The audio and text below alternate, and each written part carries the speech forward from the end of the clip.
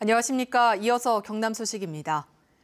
낙동강 창녕 함안부 구간은 녹조가 만성화되다시피 했는데 올해는 폭염과 가뭄으로 그 정도가 심각합니다. 보를 전면 개방하는 방법까지 포함해 근본적인 대책 마련을 요구하는 목소리가 높습니다. 박상현 기자입니다. 잔잔한 강물이 온통 녹색을 머금었습니다. 본류는 물론 샛강까지 온통 초록색입니다. 지난 1일 이후 계속해서 조류경보 경계 단계가 내려져 있습니다. 예년보다도 훨씬 심각한 상태입니다. 여기 이제 강준치가 뜨면 크게는 막 1m 이상 되는 게 뜬다고요. 근데 그거는 올해 구경도 못 했어요.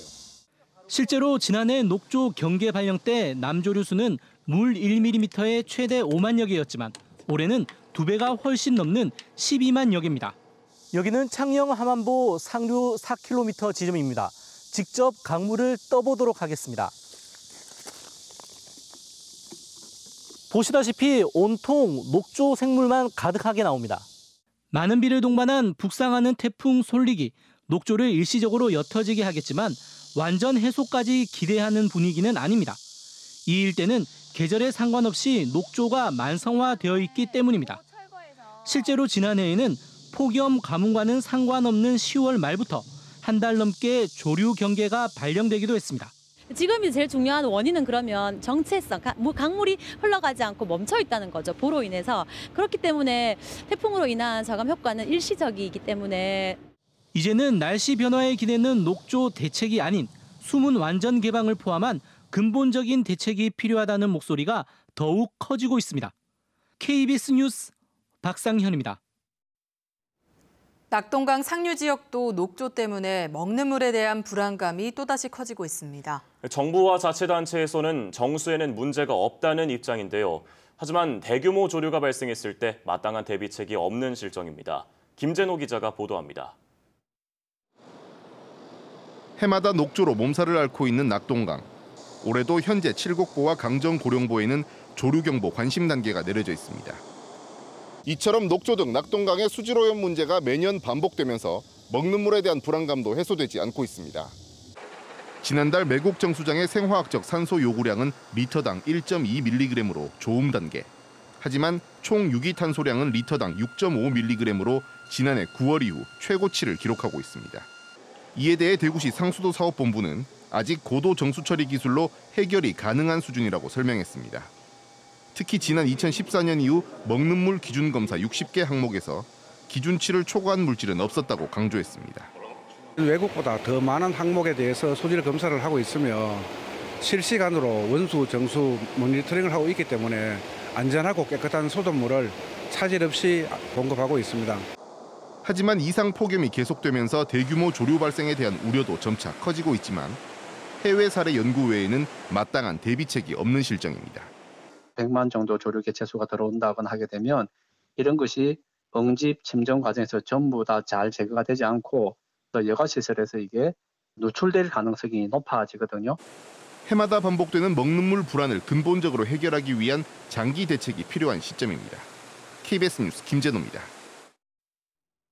오는 2020년부터 도시공원 일몰제가 시행되면서 도심지 공원터의 개발 제한이 풀립니다. 진주시는 가좌와 장제공원 두 곳에 대해 민간 개발을 추진하고 있는데 특혜 시비가 일면서 논란이 되고 있습니다. 최세진 기자가 보도합니다. 가좌동에 자리한 82만여 제곱미터의 도심공원. 2020년 7월 도심공원 일몰제가 적용되면 75% 사유지가 공원시설에서 해제됩니다. 초전동 아파트 단지 사이에 자리한 도심공원 23만 제곱미터도 마찬가지. 진주시는 도시공원 일몰제가 적용되는 21개 공원 가운데 민간개발 제안서가 접수된 가좌 장제공원에 대해 최근 우선 협상 대상자를 선정했습니다. 시민단체는 두 곳 모두 최초 제안업체가 선정된 데 대해 평가 기준과 절차 등이 편파적이라며 특혜를 주장했습니다. 평가 기준이 주관적 판단이 개입될 소지가 높고 각각 2.5에서 5%의 가산점도 최초 제안업체에 부여했다는 것입니다. 결국 이것은 저희가 우려했던 대로 특정 기업들에게 공공자산인 도시공원 개발 특권을 넘겨주기 위한 것이 아니냐 하는 의혹을 진주시는 적법한 절차에 따라 진행했다고 밝혔습니다. 저희들은 해당 현재 진행되어 있는 거는 지침에 의해서 그 지침에 따라서 행정 절차를 이행하고 있다. 그 말밖에 원론적인 말밖에 할 수 없는 그런 입장입니다. 하지만 지난해 9월 국토부는 민간 주도 방식보다 자치단체가 주도적으로 대상 공원을 선정하고 공모하도록 지침을 내렸습니다. 창원시의 경우에도 지난 2014년 업체에서 우선 개발 제안을 했지만 특혜 시비가 일 것을 우려해 반려하기도 했습니다. 아파트 개발이 한창인 초전동과 가좌동 인근 공원 개발. 막대한 개발 이익이 예상되는 만큼 특혜 논란도 커질 것으로 보입니다. KBS 뉴스 최세진입니다. 창원의 한 50대 공인중개사가 벌인 오피스텔 전세 보증금 사기 피해가 인근 오피스텔 5곳에서도 확인됐습니다. 벌써 피해는 150여 명, 60억 원에 달하는데요. 보증금을 되찾을 길은 막막하고 피해 세입자와 집주인 사이에 분쟁까지 일어나고 있습니다. 차주아 기자의 보도입니다. 창원 상남동의 한 오피스텔. 전세 보증금 사기 피해 문의가 잇따르고 있습니다. 제가 아는 분은 한 4-5분. 이것뿐만 아니고 피해가 있더라고요. 실제로 인근 오피스텔 5곳에서 같은 중개업자로부터 당한 보증금 피해자 10여 명이 추가됐습니다. 현재 경찰에 고발장이 접수된 피해자는 150여 명, 피해액은 60여억 원으로 늘었습니다. 하지만 전세금을 되찾을 길은 막막합니다. 해외로 달아난 중개업자를 잡더라도 민사소송 등을 거쳐야 하기 때문입니다. 사기범들은 현치한 금액을 모두 소비를 하거나 혹은 다른 곳으로 은닉한 경우가 많아서 손해액을 전보받기가 쉽지가 않습니다. 결국은 이 사건은 임대인하고 임차인 간의 분쟁이 될 수밖에 없습니다. 일부 집주인은 피해 세입자에게 집을 비우라고 소송을 거는 등 세입자와 집주인 간 다툼도 시작됐습니다. 우리 주인은 아예 모르겠다. 나는 그 계획한 적 없다. 나와야죠. 맹도소송 들어가서 나와야죠. 임대인하고는 그런 관계 문제, 계약 관계 문제 가지고 이제 또 다투어야 되겠다. 부동산 중개 피해를 배상하도록 중개사의 보험 가입도 의무화됐지만 배상액이 한 사무소당 1억 원에 그쳐 집단 사기 피해의 무용지물입니다. 업소당 한 건이 아니고 사건 건당 1억 원 이상으로 이렇게 보장을 받을 수 있는 관계 법령과 시행규칙이 빨리 정비되어야 한다 이렇게 보입니다.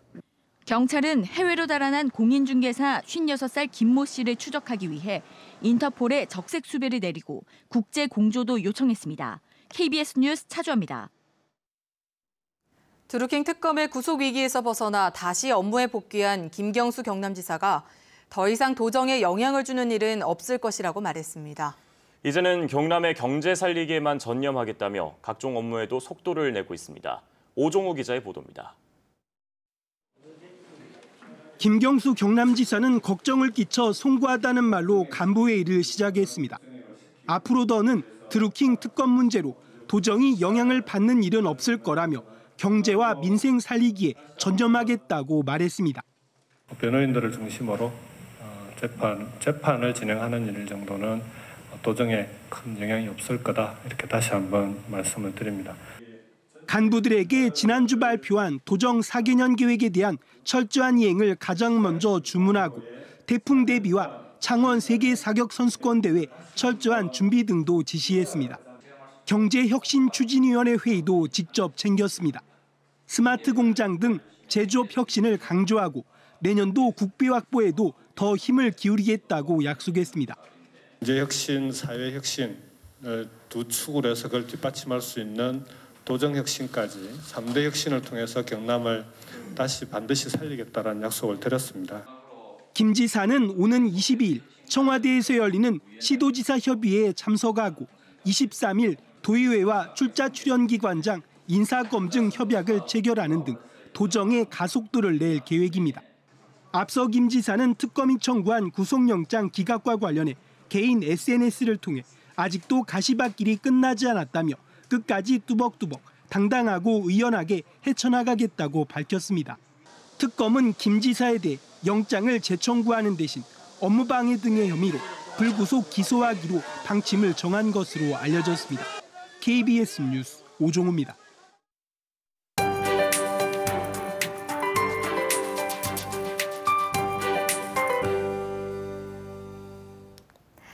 제19호 태풍 솔릭은 당초 예상에서 크게 벗어나지 않고 있습니다.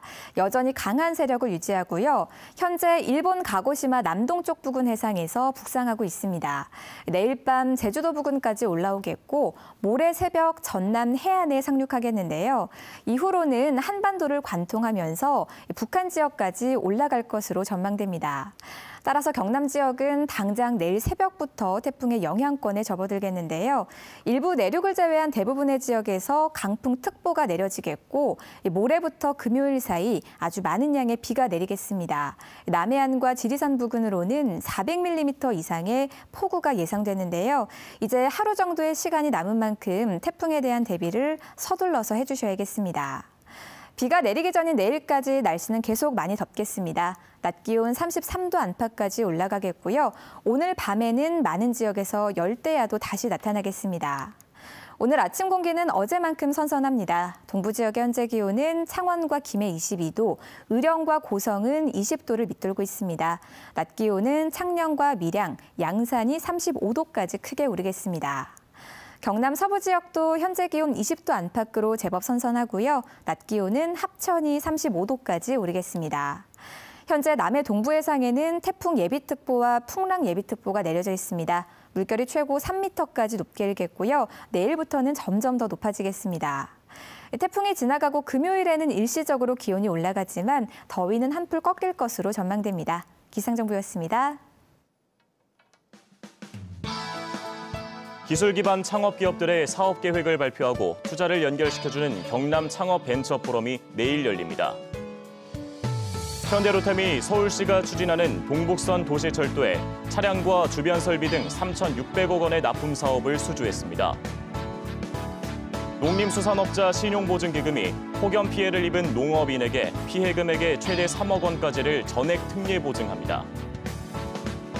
김해시 주촌면에 추진된 이노비즈밸리가 이달 말 준공을 거쳐 9개 기업이 입주할 예정입니다. 국립수산과학원은 어제 경남 남해안 전역에 내려진 고수온 경보를 주의보로 대체했습니다. 이는 지난 8일 고수온 경보가 내려진 뒤 12일 만으로 어제 남해안 연안의 수온은 26.5도에서 28도 사이로 점차 내려가는 추세입니다. 수산과학원은 북상하는 태풍 솔릭의 영향으로 바닷물의 온도가 더 내려갈 것으로 전망했습니다. 하동군 진규면에 0380 민다리 문화공원이 만들어집니다. 하동군은 3살부터 80살까지 더불어 즐긴다는 뜻의 0380 민다리 문화조성 사업이 국토교통부의 2018 지역 수요 맞춤 지원 공모 사업에 선정돼 사업비 30억 원을 확보했다고 밝혔습니다. 문화공원에는 오는 2021년까지 컬처마루 체험관과 추모 공간인 기억저장소 등이 들어섭니다. 창원 조각 비엔날레가 다음 달 4일 개막을 앞둔 가운데 조각품 설치가 시작됐습니다. 올해 창원 조각 비엔날레는 불각의 균형이라는 주제로 41일 동안 열리며 13개 나라 작가 70명이 참여해 창원 용지공원과 성산아트홀, 마산 문신미술관 등에서 작품 200여 점을 선보입니다. 특히 성산아트홀에서는 파격을 주제로 낯선 소재를 강조한 실내 전시가 열립니다. 지난 6.13 지방선거에서 경남에서는 220여 건의 선거 사범이 적발됐습니다. 경남지방경찰청은 6.13 지방선거에서 허위사실 공표 등 225건을 적발해 80여 건을 검찰에 송치했다고 밝혔습니다. 유형별로는 허위사실 공표 혐의가 68건으로 가장 많고 금품 향응 제공 44건, 현수막 훼손이 29건으로 뒤를 이었습니다. 출마자별로는 기초단체장 관련 단속이 119건으로 가장 많았습니다. 뉴스를 마칩니다. 시청해주신 여러분 고맙습니다.